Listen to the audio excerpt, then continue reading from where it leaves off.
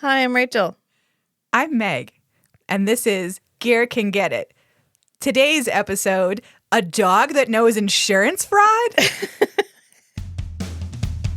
If they gave awards for makeouts on screen or stage, this guy would get a lifetime achievement. He'll find any excuse to get right to second face. You honestly wouldn't believe it. Dissecting each and every kiss with tongue.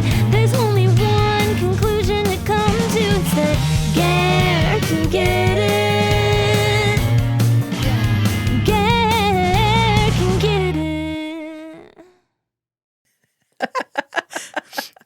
Oh my God. And Ger does computer. Fucking, oh my God. Today's episode, Season 3, Episode 15 of The Littlest Hobo, Once Upon a Time, Tyme. This is from 1982. Oh. I don't even know where to start with this episode. It was so... Tyme? Yeah. What year? 82. 82. What's the other one? The other Littlest Hobo? 83. Oh, the original series? No, The next one? The other one that he's in. It's from 1983, and it's called Scavenger Hunt. Okay. Which oh, we'll get 82. to. So this is 5 years after Harvest of Doom and Sadness. Deadly Harvest. That fucking movie. I'm glad that we watched Deadly Harvest and then we went right into Littlest Hobo because we needed a breather. Yeah, we needed a palate cleanser. And we needed okay, Ger is going to get it. He's going to grow up. It's all right. This is definitely he hits a bunch of the characteristics in this. He hits a bunch of the high points. So this TV series it's a remake of a series from the 60s, and the second series ran in the 80s. So if you're looking for this online, you might see it called The New Littlest Hobo. But when we watched it, the actual opening credits just say Littlest Hobo. But it's a pretty famous Canadian children's program. I remember being aware of it when I was a kid, even though I never watched it. The basic premise is that there is a German Shepherd who doesn't get a name. He's the Littlest Hobo. And he, each episode is him going to, a different location and helping out different people. It's kind of I feel like there were a lot of shows like this in the 70s, 80s, 90s. Yeah. Your main character pops into a new place, he meets some new characters, he solves their problems, and then he's off again. It made a nice Monster of the Week. It made a nice, a nice little novella episode. Yeah. Start, middle, and end. Yeah. When I was looking this up on Wikipedia, when I was trying to explain the conceit of the show, you and I saw this. There's a little thing on Wikipedia that says the dog might be the product of a government experiment. Because I guess there's some later episode where they find out some information that suggests that he's a super dog created by the government for whatever reason the government would want a super dog. And that whoever it is who finds this information, the dog comes along and rips up the paperwork, suggesting that it's not just a theory or some other dog or something that's wrong. That the dog knows that this information is out there and is trying to keep it hush hush. His secret government agent nature, which I feel if that's accurate, that is the only way to understand what is happening in this series. Because if you look at this this is an actual dog, it makes no fucking sense. No. It's a world that is not our world. Everyone is weirdly cool with a German Shepherd just hanging around and then fucking off, which I feel like in real life you'd be whose dog is this? Where did you come from? And everyone in this show talks to the dog they know the dog is a secret government experiment super dog. That they know that the dog understands them and that the dog understands things, and they have no questions and they have no follow-up, and they're just yes. So fucking makes no sense, the show. Okay. So anyways, he's a super smart dog. He's the Littlest Hobo. He travels from town to town. So this episode starts. Oh, sorry. Before we even start, we need to discuss the opening credits because it appears to be clips from other episodes of The Littlest Hobo. There's a scene where the dog is carrying a rifle, and I need to know more about does the Littlest Hobo know how to work a shotgun? Because the Littlest Hobo can do everything. Yes. When we watch this, there's nothing the hobo can't do. So I'm is he also a crack shot? What? Yeah. In the 70s and 80s and 90s, I feel we were just fine with guns being all over TV anyways. Yes. But I'm watching this with the dog and I'm just the fuck?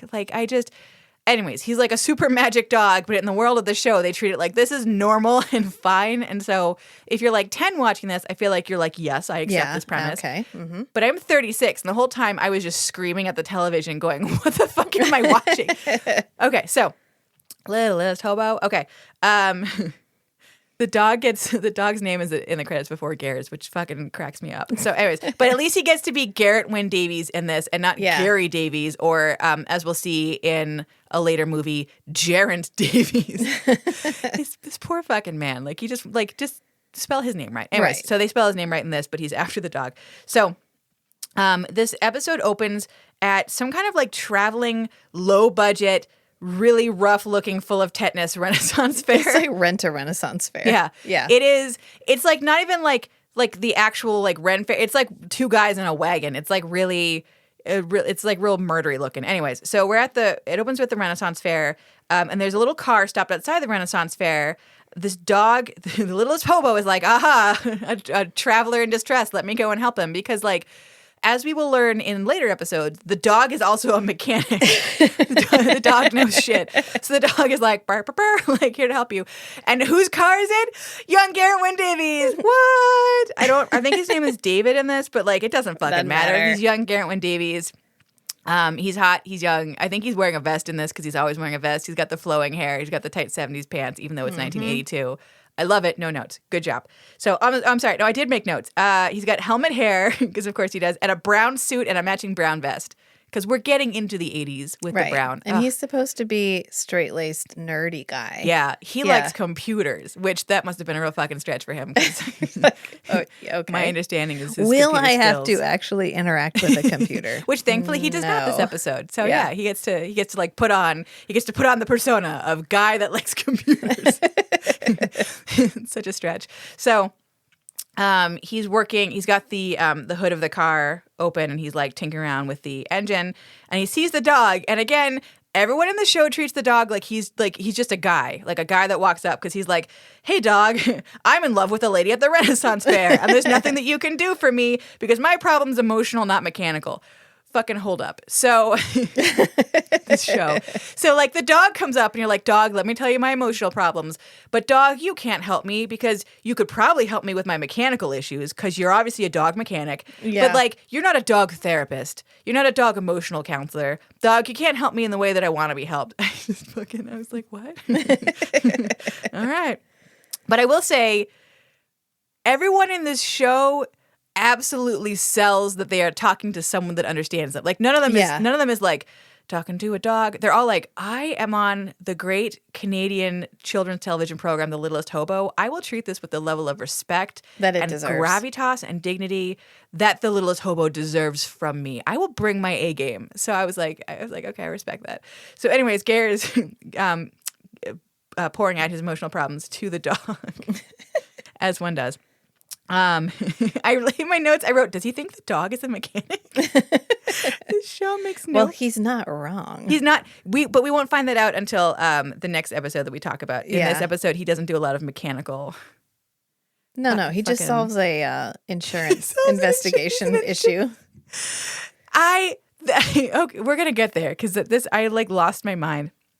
Okay, so Gary's fixing the car, and he's like, I have emotional problems. The dog is like, bark, bark, bark. So then you see a carriage, an old-timey wooden carriage, come by, and there's a pretty Renaissance lady named Lily Ann, and she's sitting on the front, and she's the one driving the carriage, and there's two great big Clydesdale horses that are attached at the front, and they've got that little wooden bar that you see that they have, like, when you've got two horses on a carriage, like, to keep them, like, walking together in line. And all of a sudden, the dog is like, burr, burr, burr, trouble. Like, the dog sees trouble before any... he's, like, psychic and can smell tampering. I don't know. The dog as a secret agent is the only thing that makes any sense to me in this. So anyways, the dog is like, burp, what's going on? The horses come off the carriage because that little bar that keeps the two horses, like, together and, I guess, attached to the carriage has been tampered with. And so it breaks, and the two horses, like, slowly walk away from the front of the carriage. And it's like, oh, no, tampering, drama. So David, like, is like, oh, my God, Lillian, like, are you okay? What's going on? And she goes, David, stop following me. God damn it, David. We dated once. We're not dating anymore. Like, leave me the fuck alone. Which... you see later in the episode that Ger on his keys has a giant keychain that is a photo of him and Leanne together. So I'm like, she's acting like they had one date, and he's acting like they were lovers for years, and he has this on their keychain. So like, one version of this is very different from the other. Like, what actually is your relationship with? Like, what actually happened? What is actually going on here? Because like, you act like he's a stalker, and he's acting like he's got photos of you together. So like, did he do old-timey 1970s Photoshop? Like, what is this? They went out once. They got that keychain taken together. At their first date? At their first date. And then he she was like, we're destined to be together. And she was like, we can't. She was You're so computer, horrified. and I'm Renaissance Festival. When she says that, I was like, are you fucking kidding I'm me? into the theater, and you're into computers. We can will never never work. be together. He's like, I could do theater. Star-crossed lovers, as in Forever Night. I fucking loved it. I loved her being like, I am theater and you are computers. And he's like, yes, I am logical and computers, and I can never be theater. And I was like, okay. You're reaching real hard into your bag of tricks there, sir. 'Cause, like, I am so fucking theater. You are the most theater that anyone has ever been. You like computers and I like performing. We can never work. Oh, yeah, sorry. Then Ger's like, acting isn't work. And I was like, Gare. It's not Gareth. You are bringing David. it. You are bringing it so deep. You had to say something that you so categorically do not believe in. Like, I don't know how you didn't just He had to flip go inside barf out. in the bushes after that. He was like, hang on. It hurt me to deny my nature so much. I am computer. Do you not see my brown suit? I'm so And my straight-laced. fancy car with the engine in the back. Unless I'm looking in the trunk. He's What? not. No, he's in the front. He's in the front of the car. No, he's in the back. Was he? It's one of those fancy cars where the engine's in the back. Oh, was the car parked backwards on the road? I don't know. It's facing where the carriage comes Okay, out. the car is facing backwards then. Okay, I just saw him at the left side of the screen, so I was like, aha, the front of the car. God, I'm dumber than the dog. Okay, so she's like, get the fuck away from me. You are computer. I am theater. Our love can never be. The dog finds the piece of wood that was broken, the little bar that was broken from the carriage, and he brings it over to Ger. And Ger's like, aha, it's been cut. The girl has no reaction to this at all. Like, it is clearly something that has been tampered with on her carriage. Someone is trying to hurt or kill her, and she's like, I don't have anything to say in this scene, so I guess I'll stand here and look pretty in my Renaissance garb that I wear on the way to the Renaissance fair, because it doesn't need to make any sense. So anyways, all of a sudden, this guy wearing the discountiest, like, Party City Knights ensemble, who looks What like is this? everyone. So, girl looks like she's in her 20s. Ger, this is what, the early 80s. So he's what, maybe 30? Maybe. Maybe. So he's like late 20s, early 30s. Well, yeah, mid to late 20s. This guy comes by. He is like a hard 48. he is rough looking, but they play this sort of like he either wants to date her, or maybe they are dating her, or they have like a quasi almost romantic relationship. And I was like, first off, you ugly. You're real ugly. And also, like, you are so much older than her. And he's also, like, very tall and skinny to the point where, like, if he's in a scene with someone, he looks like he has to bend over forward, like curl over like scoliosis. So it's like, you don't match with anyone else, and the fact that you seem to be presented as like the love rival is real uncomfortable for me. It's like, it's real creepy because you seem like her boss at the Renaissance Fair, and Pretty sure he is. yeah. So he comes up and he's like, aha. He has like this weird like Waluigi voice. Sorry, you were drinking. I'm sorry. Wow. It's just And he's wearing chainmail. fake plastic chainmail. Yeah, all the way down. Like, he's wearing chainmail pants. With a chainmail hood on, and then on top of the hood is like a weird plastic tin can helmet. It's just a lot. It's a fucking lot. And on top of that, he's got like his medieval knight, like his little vest sashy thing on. Yeah. Yeah, his little like Tunic. His tunic, Yeah. and on the back it has his coat of arms, and he's like, here I am. So I am a real knight. he was so creepy as fuck. So he shows up.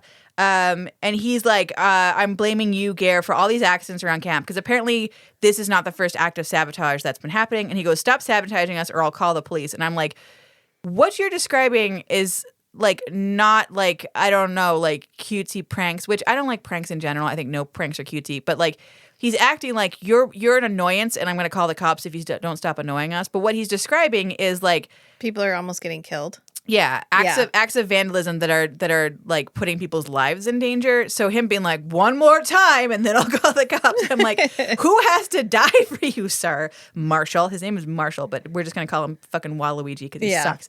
So anyways, he's like, Meh. So he I'm just gonna keep making that noise the whole episode. So so the discount night is like, stop sabotaging us or I'll call the cops. And he puts Lillian on the back of his horse, and I was like, oh, don't touch him. He looks like damp. Don't fucking. So he takes her to the Renaissance Festival. He gets some rando like juggler at the Renaissance Festival to go back to the carriage, and he's like, go pick up the carriage, go bring it, and the horse is back, whatever. Ger, go fuck off. And Ger, as they're walking away, is like, I'm at the local motel. You should come and see me so we can figure out our relationship. And I'm like, 2 seconds ago, she's like, leave me alone, Ger. We like talked one time on the phone. Like, please leave me alone. But he's Ger and he can overcome anything. So yeah, he's like, we just need to be alone together. Like 5 minutes. Problem solved. Okay. Let me use my BDE on you. I just need you in radius. Just the radiation comes out of him. She's like, oh my God, I think I want to fuck you now. 70s laser music. Where's that sound coming from? You don't need to know. She's dizzy and gets a nosebleed and she's like, what is this happening? Anyways, he like is shouting at her like, I'm room 236 at the local motel. You go down the street, you turn left. Okay, bye. As she slowly rides away on her horse. Yeah. So he goes over to his local little motel. So yeah, he's like, we have to get this sorted out. And I was like, you're not dating her, what? So he heads off to the local motel. Gross, Marshall, and Leanne go back to the Renaissance Festival. And Leanne's like, I don't think David would try to sabotage all this. And then Marshall's like, maybe you don't understand what love is. And then kisses her hand. And I was like, you're just gross and damp and go back to your swamp. I don't like you. You're really upsetting in your whole physical presence. And like I said, he's so tall that like for him to bend over and like kiss her hand is like he has to curve himself in half like 3 times. Like a question mark. Yes, yeah. He's just like, I was like, no, fucking I just want to spray him with some mace. Be like, just get the fuck away from here. Just go. You're gross. So then Ger goes back to his car and he like fixes something in the hood and the dog is looking at him like, you asshole. And Ger's like, yeah, I pretended that something was wrong with the car. There's nothing actually wrong with the car. I just stopped the car so that I could go and see Lillian. I guess I'm not as interesting as Marshall. I'm like, how are you using interesting in this sentence? Because he's like, he's interesting in that he seems to be some kind of subspecies of man. He's interesting from like he may be fungus. From an anthropological perspective.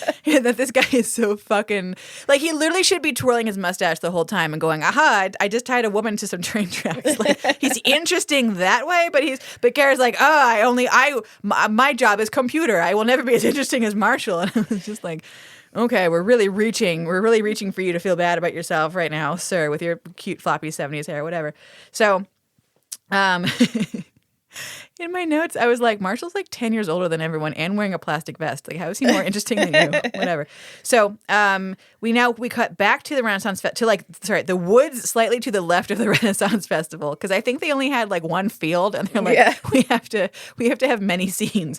So, this guy pops out of the woods who looks like the most stereotypical cartoon mobster I've ever. Like, he should be wearing like a purple suit. Like, he's just like, hey, and he sees Marshall. And he's like, Marshall, you owe me money, you dumb bitch. Like, where's this money? And Marshall is like, let me explain to you how my insurance fraud works. And the whole time, the dog is watching. And I was just like, okay, all right, fine. So the dog is watching. And maybe the dog just like senses, oh, these are bad guys and they're going to do a bad guy thing. But no, that would be underestimating the Littlest Hobo. Because what happens is Marshall's like, okay, I've insured the whole like $2 plywood Renaissance Festival. And I've been causing small accidents all around the Renaissance Festival. And I've been using Ger as a patsy to make it look like he's the one that's causing all this problem. So then I'm going to burn down the Renaissance Festival. I'm going to make it look like he was the one that did it. And then I will get all the insurance money and I'll give the insurance money to you and then I'll have paid you off and we're all good.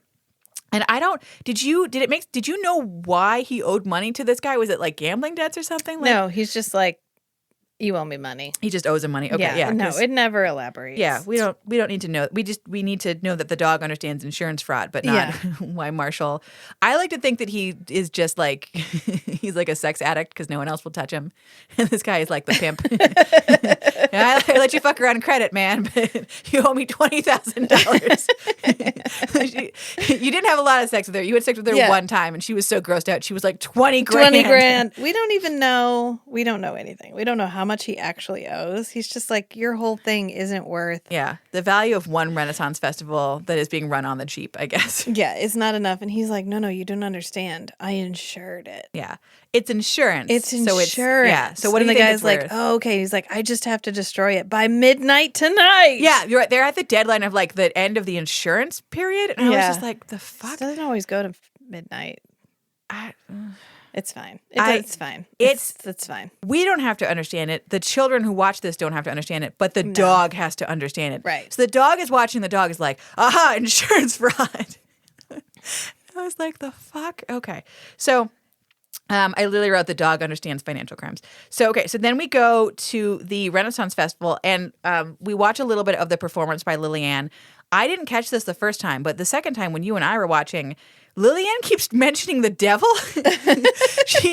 And not even just like there's a play and like the devil is a character in it or like a devil. But like I pledge my soul to the Lucifer. devil. Yeah, I pledge my soul to Lucifer, and I was like, I'm sorry, can we back the fuck up? What is she's performing this play for an audience of about 15 bored children. Yeah. And the whole play like bring your kids to work today. We're gonna put them in the field. They're gonna watch a thing. Yeah. So they are not even like the Renaissance Festival in North Carolina has a plot of land that it's always at, and there's buildings that are always there, and it's like a permanent installation that they just only have the Renaissance Festival at like for 2 or 3 months every year. So like you know where to go like if you want, and I feel like most Renaissance festivals are like that. There's like a place and you go there. Yeah. This is like a weird traveling fair, and I was like, well, maybe it's more like it's like the circus. Maybe they travel from place to place, whatever. But like now they're a traveling satanic Renaissance festival, and I was like, I have some follow-up questions. Are they gonna is there like a back room in the is there a back room in the carriage like full of like children that they're gonna sacrifice to somebody later? Like what? Yeah. We see her go down, like they lower her on an elevator and then she comes back up and is performing, but the stage is clearly not that deep. Like not deep enough for her to completely lower while still standing up. Yeah. It's like the carriage, but sideways, but like cut through sideways. So it's like she'd have to just be like bent in half and be like, "Hello, I floated down from the heavens." No, except she's on it's weird. You know what? Don't. The sets don't make a lot of sense. Just watch it. I think possibly they're meant to be hell based on her pledging herself to Satan. And then at the end, when we at the very, very end, there's like another scene at the Renaissance Festival, and someone is carrying a big banner that's like. It's like 4 feet wide. It's a huge, big, wide banner, and the thing on the front of the banner looks like Baphomet. You know, like the naked from the top, like goat legs, like I've got horns on top. Yeah, and I was satyr. like, yeah, but like not even like not just like a satyr, but like full on. And I think it even has bat wings, if I remember right. Yeah. But it's very clearly like some kind of like devil, and I was like, so again, guys, it's not just that you had like devil props. But you like specifically call out Lucifer earlier, and now at the end of the episode, you have a flag with his picture on it. Yeah. What the fuck? What is this? What is Lillian trying? Like, is she like entrapping, ensnaring men, and like fucking them to death for Satan? Like what? Because that's a much more interesting episode. Like what? Like we got an insurance crime, but like underneath this, like the devil. But like okay, whatever. So the second time through, I was like, the fuck? What? Never explained. Nope. Just No. Lucifer and like 10-year-olds. It's fine. So, anyways, she does her little performance. She's like, burr, burr, burr. And I was trying to listen to it, and I was like, is any of this like, is this Shakespeare? Is this from like another like playwright from the Renaissance? And I tried like typing in some of the stuff that she's saying into Google, and Google's like, the fuck, I don't know. So they just made up whatever this stuff is. So it doesn't matter. You're supposed to be focusing on the Littlest Hobo. The dog is the only character. So they're in front of an audience of 15 10-year-olds and some elderly people doing their weird Shakespeare thing. Not Shakespeare, Satan. So then in the middle of her Not Shakespeare, Satan. This fucking thing is so insane. So then, like, she in the middle of her thing, she's like, "It's time for a concessions break," and I was like, "The fuck? Like, you have intermission at this play that's not a play? Like, Who would eat food made there? nobody. No, you would get poisoned 100% very quickly." But it's like she's like, "Let's all go to the lobby." I'm like, okay, whatever. So during the concessions break, which I'm just imagining like all these people in Renaissance garb just having a little smoke break behind their one trailer while all the 10-year-olds watch. So as they're doing that, the dog breaks into Marshall's trailer and he finds the insurance contract. So we've now established that the dog knows what an insurance contract is. He understands insurance fraud and he can read. Correct. Never fucking explained. Like, okay. So the dog goes in. He finds like the folded up. It looks sort of like the way that like an old-timey will would be, where it's got like the colored piece of paper on the outside and it's folded into 3, kind of like a pamphlet. And I was like, oh, okay. So it's all folded up like that into 3, and it's in a little plastic envelope so that the dog can pick it up without, like getting drool on it, because, we had to think ahead with our props. So the dog picks up the insurance contract and he runs over to the hotel to find David. And the way that they film this, the motel. The way that they film this is the dog runs over to the motel and then the camera goes up to the sign on top of the motel with the name of it. It's like the Crenshaw Hotel, Motel, whatever. And then it goes back to the dog and I'm like, so the way you're filming, the dog is reading the sign on the motel being like, aha, Correct. yes, the Crenshaw. That's where I had to go. And I was like, the fuck? And then the dog walks in front of, it's one of those motels where it's just like you walk in to your room off the street. Like it's a one long building, basically. So the dog walks down, recognizes David's car, and then goes from David's car to the door, back to the car, and it's like, aha, yes, this is the room that David's in. And I was like, the fucking kind of logical reasoning. Okay, all right, sure. So then the dog goes Do up. not question that. I know. The Littlest Hobo's like, bark, bark, on the door. Ger opens it up and is like, aha, it's my old friend, the Littlest Hobo, and lets the stray dog into his hotel room. He's like, oh, you want to come in? Sure. Yeah. He treats it like yeah, you're the guy that I met earlier, like you're a human man, but instead it's the Littlest Hobo. So Jesus fucking Christ. So before the Littlest Hobo goes to Lily Ann first to try and find David. Which I don't know why he thought that this woman who like doesn't want to see David is gonna like know where he is. And the Littlest Hobo, Lillian is like, I don't care where he is. I don't know where he is as long as he's not here. I don't want him to get the wrong. I'm sorry. This is where she's talking to. She must be talking to Marshall. At she's this talking point. to Waluigi. Yeah, because he comes up behind her and she's like, "Oh my god, I'm so glad I thought you were not David." Yeah, and I'm like, "There's no situation where this guy behind you is better than Garrett Wynn Davies. No. Like, there's no where you're not like ah." Even if you don't want to get the Garrett Wynn Davies monster hands and neck meat caresses and kisses, like you still don't want to turn around and find like the fucking crypt keeper behind you. But you're right. So. Littlest Hobo steals the paperwork, goes to see Ger, and while this is happening, Lillian is like having her smoke break, her concessions break. Waluigi comes up behind her and is like, "Meh," and where's David? And she's like, I don't fucking know. We're not dating. I don't want him to get the wrong impression about us. And so I'm like, so are you not dating Marshall either? Because earlier you made it seemed like maybe you were or he wanted to. Like I feel like the show doesn't know who's dating who, except that right now she doesn't like anybody, and maybe 2 guys like her, maybe only 1 guy likes her, maybe Marshall's just using her. Like the show doesn't know, and it doesn't really matter. I think Marshall's using her as bait for David. Maybe that makes more sense than I feel like the show put into it. So let's go with that. Yeah. Let's go with that theory.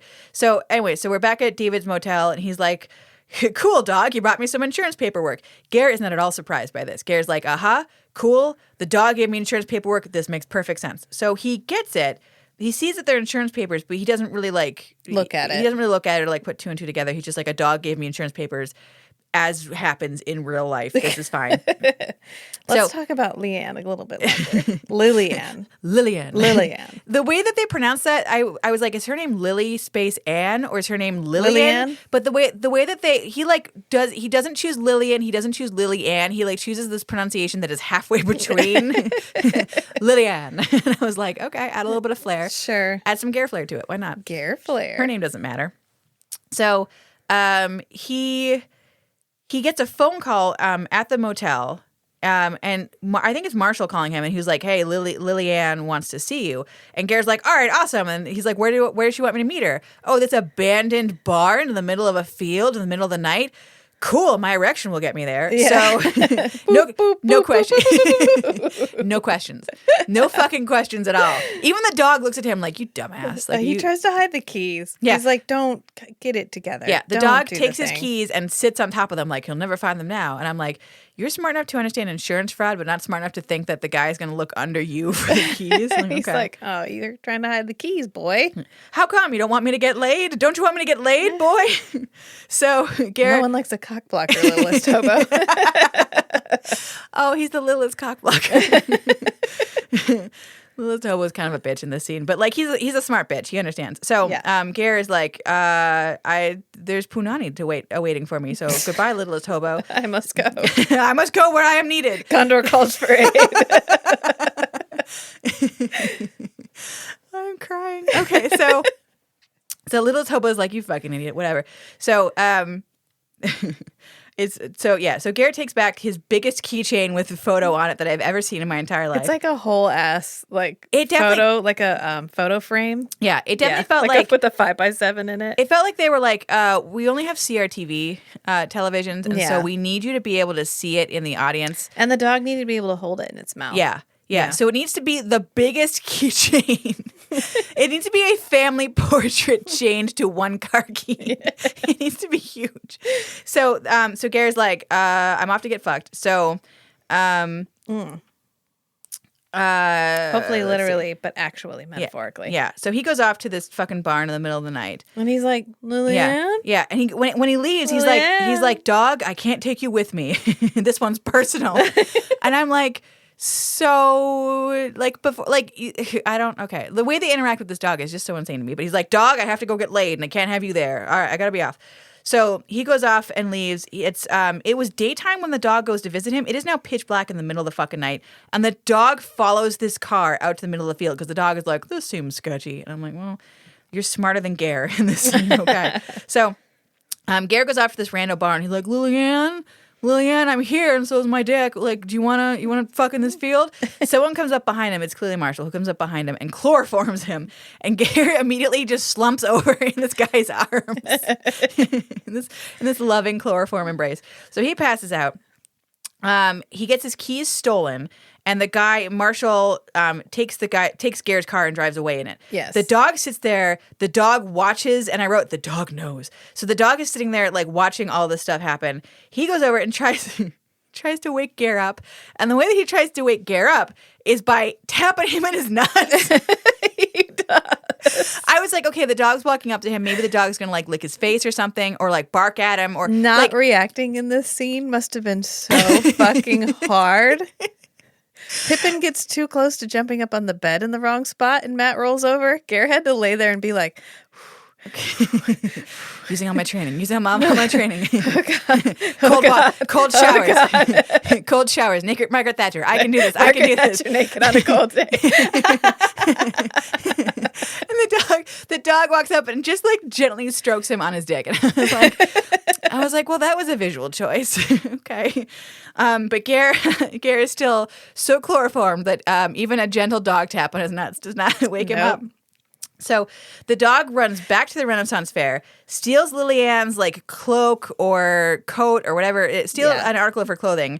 And the woman, she's talking to him again like this is just some rando guy who walked up and was like, pulling a prank on you. And I'm just like, this is a dog. Why does no one understand? Because it's a special dog. Because it's a special government issue super dog, I guess. So she's like, you dog, you fucking ass. So she runs after him and is like, give me my coat back. The Renaissance Festival is not like still playing right now. Like this is in the evening. Like all the guests have gone. She is still dressed like she's working at the Ren Fair. She was traveling in a in her old-timey horse-pulled carriage, dressed like a medieval lady. Yeah. And Marsha was traveling on a horse in full night getup. Yeah. When they're not about to be on stage and now they are off stage. Yeah. So it's just sort of like, is this the only clothing that you own? Is that what you committed think? To the theater? Is that I was gonna say that's the way they play this is like I am a performer. I always look like this. It's just like I'm like, well, that's a choice because she's supposed to be in the theater, not mentally ill. Like, Yeah, I don't.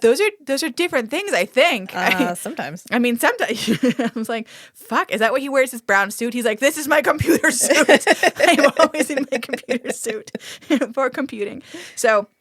The dog, the dog brings Lily Ann like 90% of the way to Ger, then gives her back her coat, and then she's like, all right, thanks, dog, I'm gonna go back. And the dog's like, bark, bark, come see this, come see Timmy in the well. And I was like, why didn't you just lead her all the way to his prone corpse? So why did you stop halfway and go, here's your coat? But really, Ger's dead. Yeah. So somehow she understands. She's like, oh, Timmy's in the well. Ger's not getting laid. Lead me onwards. So the dog brings Lily Ann over to Ger's corpse. It is so dark.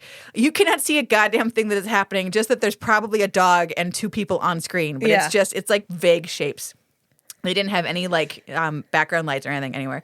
So she's like, lead on, Macduff. And I was like, okay, so you know Shakespeare, but the play that you're doing is like welcome Satan into our souls. like the fuck? Okay.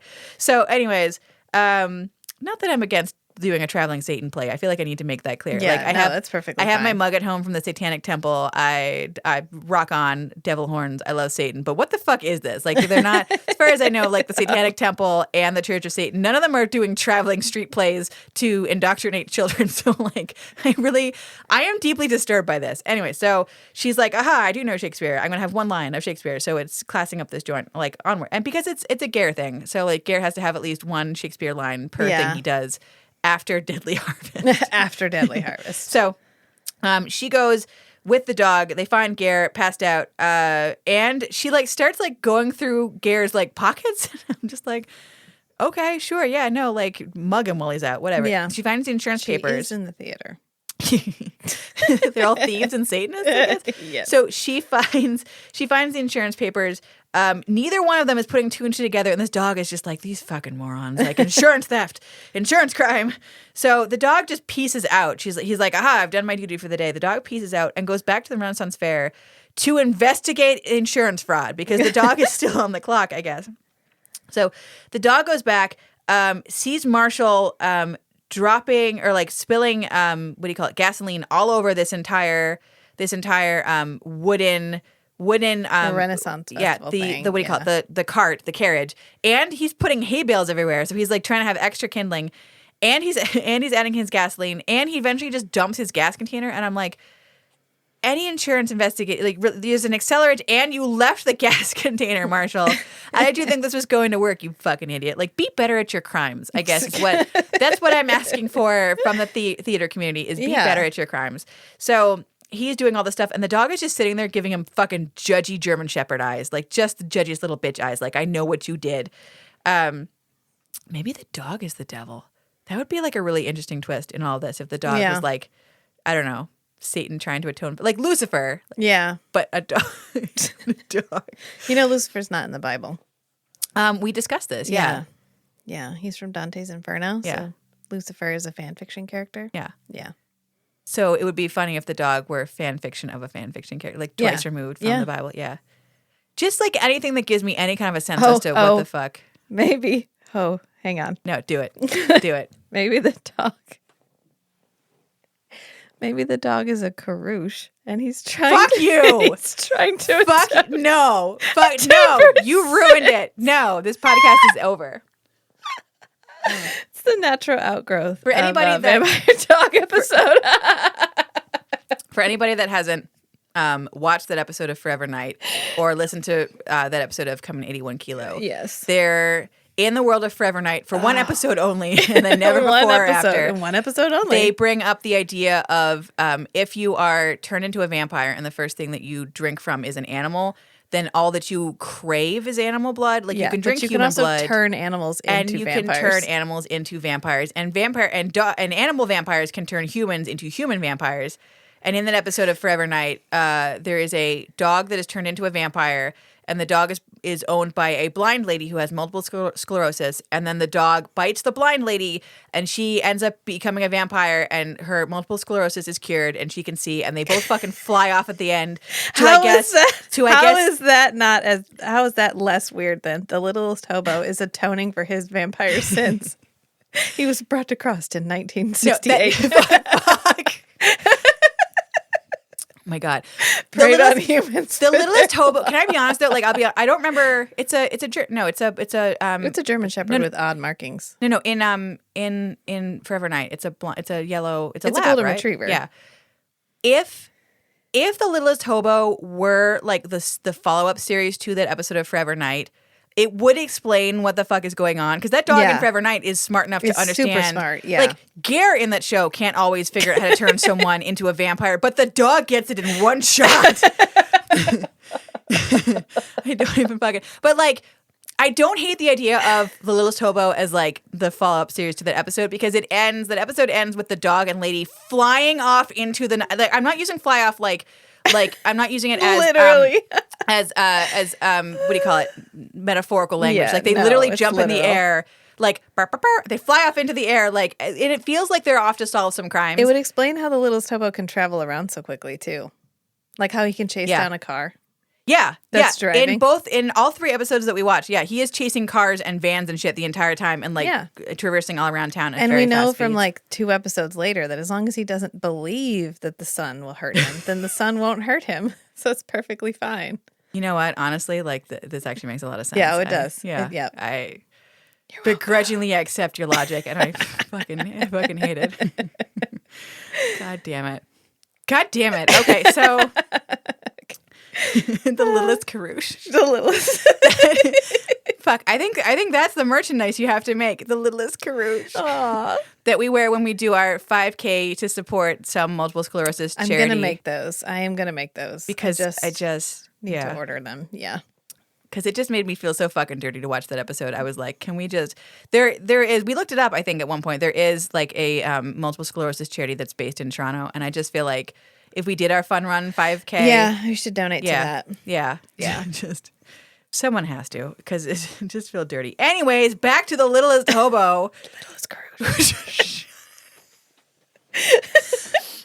Oh my God. That fucking.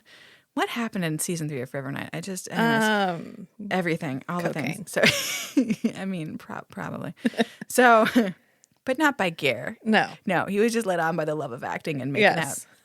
So, anyways, this guy is like, I'm gonna set the carriage. I know you said carouche. Fuck you. I know you said carouche. The carriage. I'm gonna set the carriage on fire. I have my my plastic container from the gasoline sitting really there. A huge container of gasoline too. It's like a 10-gallon container. Never seen a gas can that big. So he had to light an entire Renaissance festival. Trash can full of gasoline. He had to light a whole Renaissance festival on fire. He didn't want to have to go back and get 2 containers. Except it's all plywood covered in straw. I don't even think he needed accelerant. You just needed to look at it real hard and it would have burst into flames. So let's see. Yeah, so he lights the whole thing on fire, and he has David's keys, because remember Marshall stole David's car from like 5 minutes ago. Before the Carouche discussion. And so Littlest Hobo's like, aha, I understand that you're trying to frame David. And I'm like, the dog understands the idea of framing someone for a crime? I mean, I guess if you understand insurance fraud, really everything else is just follows from it, but whatever. Yep. So he picks up David's giant fucking car keys and leaves the camp while the camp is on fire.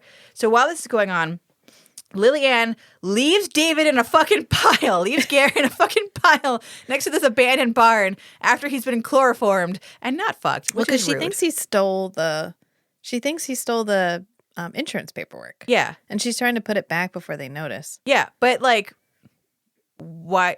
Like, why do you give a shit? Know. Do you know what I mean? Like, well, she doesn't give a shit about Ger. That's the point of this whole episode. Yeah, but like Marshall already thinks that Ger is like doing stuff. It's like Marshall had said, if I see you do one more stupid thing, I'm going to call the cops. So maybe if they found... she's trying to protect him. He's trying to protect him. Yeah, if we found the insurance paperwork on you, that's one more stupid thing, and we'll call the cops on you. But like, whatever. She's just like, fucking, he's fine, prone in a field. That happens to him all the time. So she takes the insurance paperwork. She runs back to the camp, and she's like, oh, this would be in Marshall's office, because he's like the head of the whole Renaissance Festival. I'll just plop it in his office. And instead of doing what I think any of us would do if you were going to put it back, which is open the door, throw it on a desk, and leave, she's like, let me just mentally try and like get into Marshall's head and figure out exactly where he would have put this in his whole fucking office. And I was just like, fucking why? So she's in there. She has the light on in Marshall's office. Marshall is setting the whole place on fire. He sees the light on and he's like, oh, I should probably go and lock the door, why? You're burning the whole thing down. What does it matter that the door is unlocked? But like fucking whatever. So anyway, so he goes up there. He locks the door. It's a teeny tiny little room in a caravan. He doesn't see that there's a human woman inside, but like, Yeah. fucking, again, in this episode, dogs are smarter than people, which, whatever. So he goes up, he locks it, and it's one of those sliding locks that I feel like On the outside. on the outside. To like, lock do they some- lock him in at full moons or something? Just fucking whatever. Sure, whatever. Yeah, it's like okay, this lock is only here so that the dog can do a sliding lock later. But although, can I be It's honest? probably for travel. Sure, fucking sure. But like, if they had it be like a lock with a key or like a combination lock, and the dog managed to like break open a combination lock, that would have made as much sense to me as the rest of this episode. Dog pulls lockpicks out of his fur. He's got a stethoscope and he's like listening to the tumblers move inside. Like, yeah, that would have made as much sense. But anyways, yeah, he locks her into his office from the fucking outside, which does not change my mind about the idea that like maybe they're locking children in here to sacrifice to save them later. Now that I think about it, like Entirely possible. it lines up. So he locks her in there. Let's see. Yeah, she gets locked in there. The Marshall and the dog get into like a staring match, and they have a whole argument while the camp is on fire.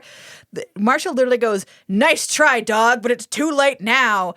Does he know the dog is trying to thwart his insurance fraud? Like, Yes. I don't. He literally is like rubbing his hands together like, "Aha, dog, I've outsmarted you." I was like, "Sir, this is a dog." What is it? Just a dog. It's a Karouche. Fucking crime-fighting Karouche. Oh my God. That's where we draw the line. Are we giving someone's going to listen to this and get ideas and be like, "Oh my God." If somebody made that show, I'd watch the shit out of it. Crime fighting vampire dog. Look, I know Hell we yeah. both would. We both absolutely We fucking would. would. Come on. God. I'm not proud. I can't handle Standards? Who's that? Don't know her. this. I literally just got dizzy from like not breathing from laughing. Okay, so he's like, "Aha, dog, it's too late now." Lillian is trapped inside the blaze. She finds the chloroform and chloroform rag from Marshall's office, and like that's how she puts together that like that's what happened to Marshall. Not that he just passed out in a field somewhere. So she's like, "Aha, I know, Marshall's a dickhead." I'm like, "Good, you finally figured it out." So the dog goes up to the door, and the dog is like, "Aha, a sliding lock. I've been trained for this moment." And the dog manages to like jump up and smash the lock open. So he not only frees Lillian from the burning carriage, but there's like a giant bell, like what they have at Arby's. They have a giant Arby's bell next to the carriage, and the dog is like, "Aha," and pulls the giant rope on the bell to ring the bell. All the people who work at the Renaissance Fair, they had said earlier, they were like, "We're all going to go out to dinner. Lillian, do you want to join us?" And she's like, "Yeah, I'll join you later," whatever. So they were all like getting their drink on and or snacking, like in town somewhere, eating. They all hear the bell and they're like, "Aha." They saw the Renaissance bat signal. Yes. Yeah. Yeah. They're like, "Aha, we're called to action." And I was like, is that what the bell is for? Like Renaissance Festival emergencies? And Yes. you're just like, what did you say? The beacon of Gondor is lit? Yes. Exactly. I didn't know that the Renaissance Festival needed an emergency bell system, but like whatever. And they're like, Apparently "Aha." they do. They do if your leader is Marshall. I guess. Did he set the place on fire for the insurance money? Again. Jesus. So they're like, "Aha, we're needed. Come, crew. Come." What did you call it? The troupe? Come, troupe of the Renaissance Festival. Like, come on, guys. So they all run back to the Renaissance Festival. They see that it's on fire, and here comes Ger, still half chloroformed, like half running, half falling, with the rest of the Renaissance Fair people. So everyone who's not Ger and Lillian are trying to like move the hay bales and like stop the fire from spreading to the other carriages. And Ger is just like, "I'm here, and there's a panicky lady. Let me just do what I do." And should probably make out. I think that will stop the fire. I think that will stop the I fire. think my dick has a lot of abilities. Look, we're going to need to get moisture magical. from somewhere. Do you see a hose anywhere around here? I don't. I brought it. Allow me. Gentle folks, stand aside. I've got this. Let me use my wet kisses to stop the Renaissance Festival from burning down. Like, they're literally just making out and like hugging in front of this Renaissance Festival, and nothing up to this point has suggested that this woman wants to get back together with him, or even really that they had enough of a relationship that getting together is the right verb. It's just sort of like we dated briefly. Yeah. But the second there's fire, she is wet and hot for Ger. She's like, oh my God, I almost died. Now I know what I really want in life. And that's your dick. That dick. That dick. And I'm just like, okay, all right. That's a That's choice. fair. So then the dog somehow, after releasing Lillian from Marshall's office, somehow the dog must have gone back and picked up the insurance papers, because he brings the insurance papers back to Lillian and Ger and is like, okay, you guys, let me just dumb it the fuck down for you. For the 5th time, for the last time. Insurance papers. The insurance period ends today. The Renaissance Festival's on fire. We don't know where Marshall is. Everything smells like gasoline. Bark, bark. And they're like, oh, hey, dog, we get it now. And I'm just like, this dog plays relief in a way that felt very identifiable.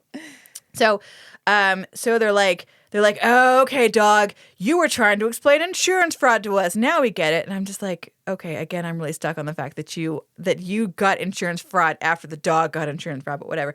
So they get the insurance papers, they find all the gas cans, they slowly fucking put it all together. Cut to Marshall trying to leave the scene on a horse, still in Renaissance fair garb. Like, because again, they don't have regular clothing. No. He looks like fucking Batman sitting there like trying. Oh, I'm sorry. The dog looks like Batman. Let me get my notes right. The dog is like Batman, judging the fuck out of this guy. Marshall sees that the camp is not totally burned down. And Marshall is like, guess I better go back to finish the job, while arguing with this fucking dog. I'm just like, okay, all right. I can't suspend my disbelief anymore. This is like a lot to ask. So Marshall goes back to the camp. He climbs on top of whichever carriage it is that has that platform that lowers down that Lillian was on earlier. And it also apparently has a trapdoor on the roof that is not like a trapdoor that like drops you into a room with like cushions and stuff that like no one else sees.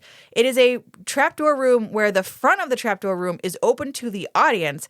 So it looks like he falls from a height that should break his fucking ankles, like into a room that is painted. Did you notice this? It's painted with like a big Satan face and like a bunch of flames and shit, which I guess is where they drop the children that they steal. Correct. Yeah. Maybe that's why Lillian doesn't want to be with Garrett, because she's like, look, I have a satanic orgy every fucking night. I am trying to save you. I'm trying to save your eternal soul. I know what happens if you give it away to a woman just because it felt like the right thing to do at the time. She's like, I can't fuck you. I'm a vampire. I can't condemn you to this life of darkness with me on my traveling Renaissance Festival of the Damned. Yeah. So anyways, Marshall climbs onto the roof of this, and somehow he's going to like set the whole place on fire from the roof, even though he no longer has his gas can. And I'm just like, okay, whatever, guys. You just feel like sure, just whatever. You're just phoning it in at this point. So he gets on top of the roof. All of a sudden, we cut to like his point of view, like looking out at the ground. Everyone from the Renaissance Festival and Ger are wearing matching cloaks, and I'm just like, fucking what? Like that's not again. Are you a cult? Like, the more I think about this, the more I'm like, you guys are a traveling child stealing cult, and you're getting poor computer guy Ger into this, and you're just replacing useless Marshall, who wanted to stop this cult, with horny Ger, who is just totally into Lily, who's like in Lillian's clutches. Yeah. What is actually happening in this episode is very dark. But Marshall looks out.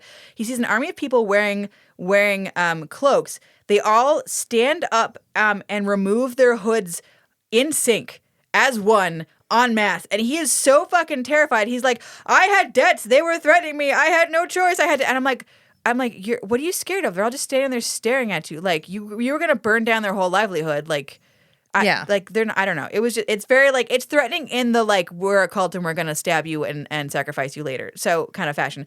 He panics so much. While he's panicking, the dog goes like to the side of the carriage and there's a lever, and the dog's like, fuck you, dude, and pulls the lever, which he knows somehow is going to open the trap door, even though the dog has never seen it. The dog is like the mechanical engineer of this whole fucking Renaissance Festival. So he pulls the lever and the guy's like, meh, and he like falls into his fucking Satan trap. And everyone's like, good job, team. Problem solved. So then we jump to the next day, and I'm like, did you call the cops for the attempted arson? No, what they happened? finished sacrificing him. I fucking and buried him in a field. Probably. Yeah, yes. Yeah, they're just like future crime thwarted. no follow-up, He no already questions. had half a gallon of chloroform. Yeah. He had like a giant ass bottle of chloroform. Why did he already have the chloroform? What the fuck was happening at this Renaissance fair? They're driving around. They're name checking Satan. They have a Satan Beelzebub flag. They have a pit, a trapdoor that leads into Satan. They have Ready-made matching robes. cloaks. Yep. Yeah. They're traveling from town to town so that no one can catch on to them before they do Yep. whatever they're going to do. They only perform for children and the elderly who aren't going to be missed. Fucking Yep. dog. Maybe Marshall was the good guy. He was just like, I can't live this life of sin anymore. I can't sacrifice children to Beelzebub anymore. Oh my God. Is the Littlest Hobo Satan? Anyways, can't think about it. Can't think about it. Nope. So we cut to like the next day or a couple of days later. Ger is now the boss of the Renaissance Festival. He comes out of what used to be Marshall's office. He's wearing his flowy tunic. He's wearing a flowy, puffy shirt. And I was like, yes, It's a work shirt. This is the Ger that we know. Yes. His work shirt from Forever Night. He's finally transformed. I got to fill up my bottles of blood for my keg of blood shirt. Kirkland blood keg. I am of the theater now. Goodbye, brown suit. Hello, puffy shirt. I was like, yes. He's like, I'll give you all the money you need to rebuild this. I have become my final form. Yeah, he's like, he's got a little pencil behind the ear, so you know he's still serious. Yeah. And he's like, we've got all this money that'll be enough to fix up your carriage, and all of you guys are fucking theater hippies who can't do math, so I will be in charge, and I know computer, so I can do math. So I will be in charge of all the money, and I'll run everything, and I will basically teach you guys how to handle a small business, because the degree I'm working on at university is, I guess, running a small business. Small business computers? Small business computers, yeah. So he's like, I got a what do you call it? He got money from school. He got a grant. He got a grant from school to learn how to run a small business. And he's like, what business is smaller than this traveling sex cult? So he's like, I will fix the rent. You guys are dumb and can't handle money, and so I will be in charge of the money. But I'm cool now, and I have my puffy flowy shirt. And Lillian, who wanted nothing to do with you earlier, was so fucking entranced by your the little inch of chest I see through your open shirt that like now I want to blow you, and we're boyfriend girlfriend again, and we're together forever. So then Ger is like, oh sorry, it's a study grant. I did make a note. I just went blind trying to read my notes. So I will use all the information I get from running this for my thesis, and so like I can still be serious, and you guys can still be theatrical, and we can still fuck later, and it's great. So Ger does his making out. So the making out does actually get to finally happen. He does get to lay lips on a lady. So thumbs up. The Ger that we know is becoming. Yes. So the butterfly is broken out of the shell. the chrysalis has opened. So this poor man. We're just okay. Anyways, Yeah. so He knows what he did. he knows who he is. So he's like making out with the lady, and the dog is there, and the dog is like, I have solved all the crimes. My time here is over. And he's like, hey dog, do you want me to give you a ride into town? The fuck? Did you think the dog was going to catch a bus somewhere? Like, what do you think is happening with this dog? Anyways, I'm still just, yeah. So the dog is just like, fuck off, man, and just starts like walking away from the camp. He stops, he looks back, and he's like, yes, I have done good with this camp. Goodbye. No, it's probably more like, well, did I do the right thing here? Goodbye, sex orgy. I don't know that I did. I'll just flee before I get implicated. I am merely a dog. I can only handle arson and insurance fraud. I can't handle saving the children of the world from the sex orgy that Ger is now conducting. So the dog is like, goodbye, team. And so Ger is like, I'm sorry to see him go, but I can't blame him. Traveling around is a great way of life. How do you know? Do you know he's the littlest hobo? Like, did he give you a card? Like, I don't. Yes. He's like Mothman. He's just in the zeitgeist. Fucking, I guess he's just like, I can't stop him. He is the littlest hobo. Goodbye, fellow traveler of the seas. Yeah. And then the episode ends. And I literally, my note just ends and with. it's like. Yeah. Their theme song is all about being a hobo. It's got words to it. It's got lyrics, and it's all about like traveling on. And I was just like, okay, all right. I've gone on an emotional journey.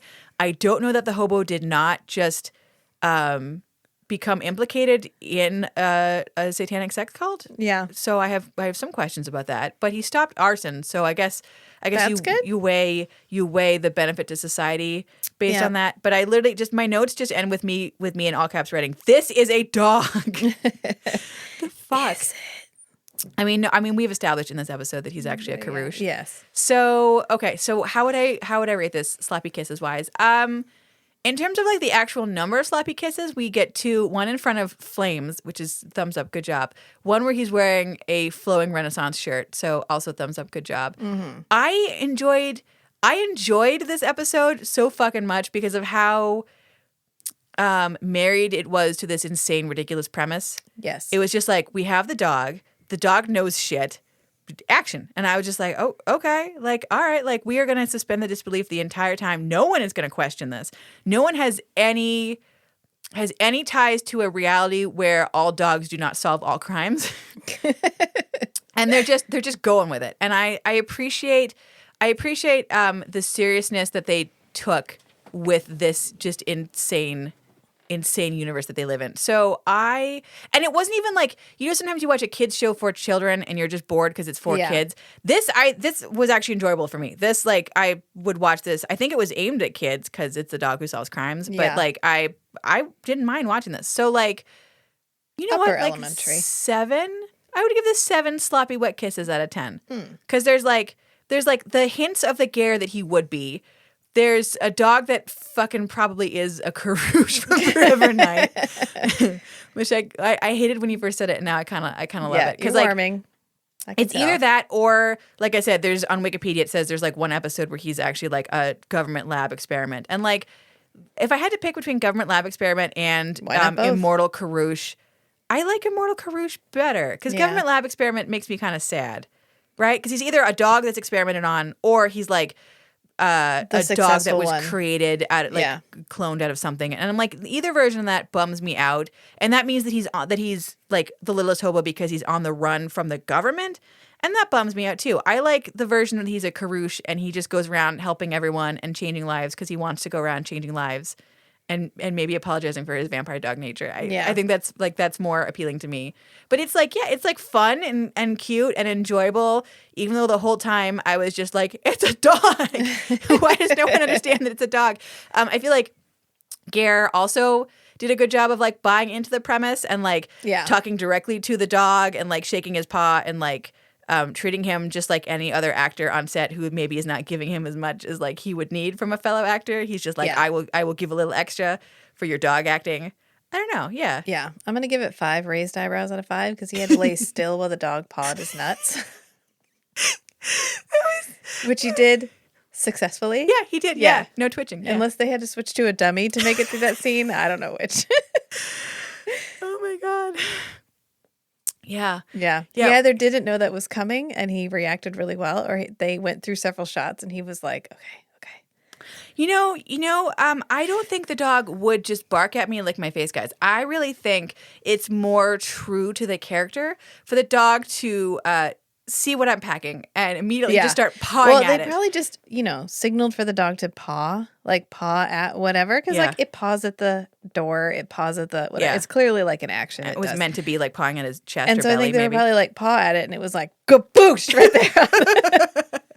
Because you are right. It's not even like a stroke down like you'd think of for like the paw motion. It is like, there's a rat under there. Smack. Yeah. It's right on his crotch. And so he had to lay still knowing that was coming, or it took him by surprise and he still didn't react. But either way, that is quality acting. That's quality acting. Yeah. No, he is dedicated to the craft. Yeah.